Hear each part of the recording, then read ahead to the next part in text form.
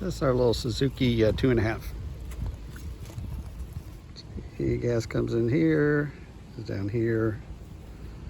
Wondering if this seems kind of loose. We'll have to check on that. There's your on-off. Reasons the motor won't run. Fuel's turned off. It's cold and it's not choked. And the choke runs. We'll start off with bad gas. Valve plugs. That's the choke. Here's the throttle.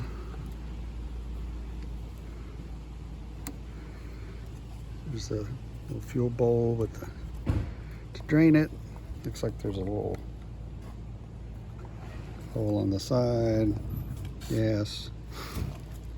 Carburetor, cylinder, spark plug. Bad plug, foul plug. I have a whole checklist of things to look at. Number one reason it may not start is the kill switch is not in on your kill switch button there.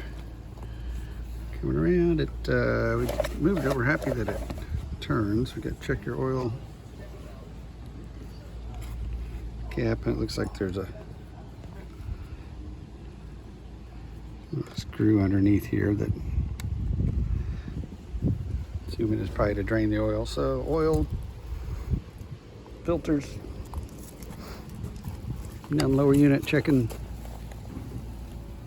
metal components can get treated for corrosion preventative. Then come down to the bottom, maybe a little lower unit, a little tiny lower unit.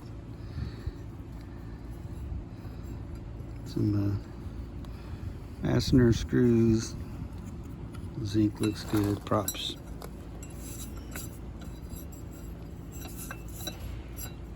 SD, but not in bad shape. Skeg's looking pretty good. So get inside, check the impeller, see what else might be going on with it.